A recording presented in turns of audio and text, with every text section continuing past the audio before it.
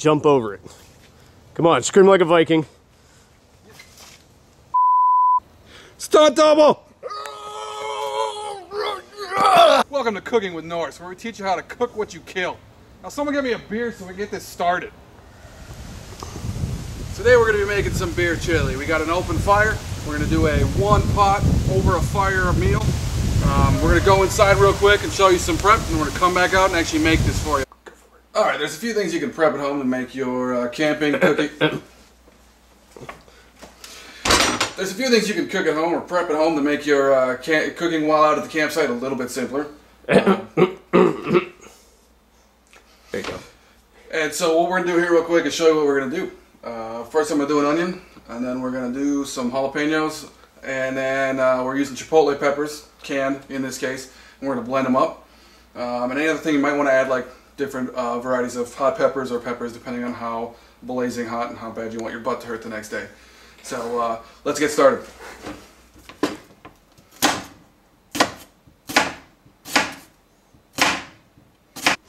Alright, so the reason we cut those lines in there is just to give it a nice even dice when you slice through. Make sure you get all the peelings off.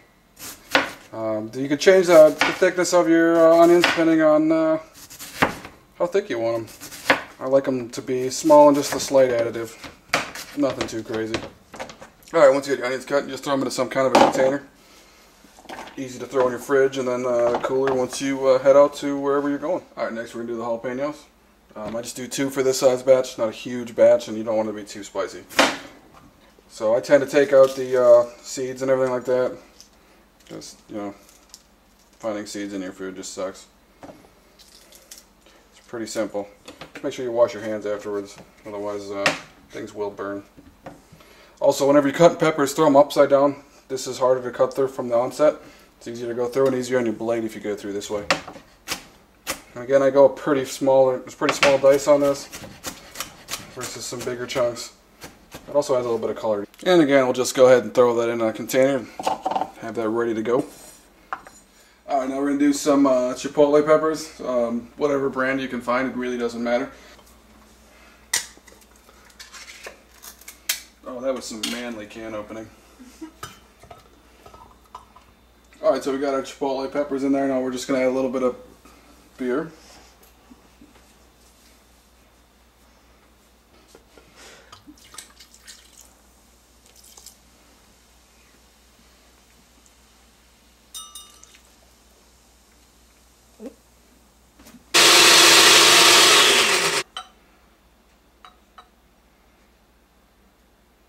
That'd probably be pretty good in a Bloody Mary too. Alright, now I'm going to show you how to open your can if you were dumb and like me and forgot to bring a can opener. Oh, and that, friends, is how you open up a can. Alright, first thing we're going to do is add our couple pounds of meat. I'm going to make sure you break it all apart and get it well browned. That's where half your flavor comes from in a chili, is the meat being properly browned. As I get dyslexic. Another beer? Of course. God, that is a nice beer cozy. Salt and pepper to taste. Can't really put too much. Can't put too much salt. Alright, now that we've seasoned our meat, we're going to go ahead and push the meat to one side in that pan. And then we're going to go ahead and fill that side up with onions and our jalapenos. Thank you. And then you go ahead and stir that in a little bit. Well, we're going to let that cook down on the one side, keep it a little bit separate, let that meat fat act as a lubricant for those onions and peppers. Alright, so when your onions start to get transparent or soft, that's when you're going to want to go ahead and add that chipotle that we prepped earlier. We do this a little bit before the tomatoes so that it allows the meat to get a little bit of this flavor also. We're going to go ahead and give that a little bit of beer. Kind of clean that out just a little bit. Pour that in there. And let's give that a stir. And we'll let that kind of simmer down for just a few minutes before we add the rest of the tomato. Alright, once your chili starts to bubble, there's the chipotle in there. We're going to go ahead and add those crushed tomatoes. Give that a little swirl.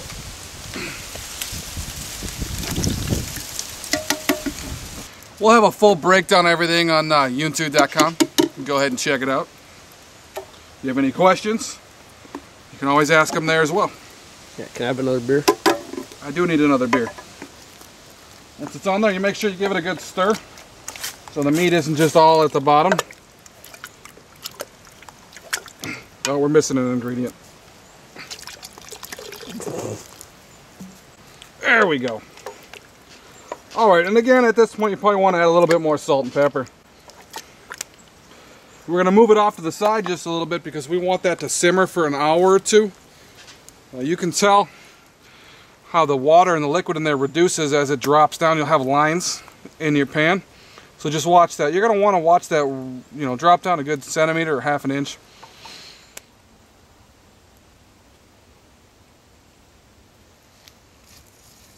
Okay, and action. Alright, we started to bubble up, slight boil on there. So we're going to go ahead and add our beans.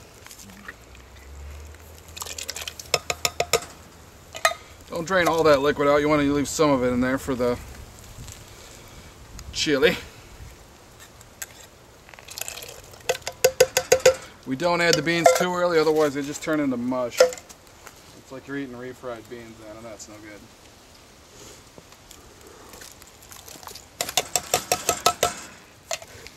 And then you give it a stir. Once you have the beans, you give it another 10-15 minutes tops, reduce just a little bit more, and you're ready to eat. Sweet.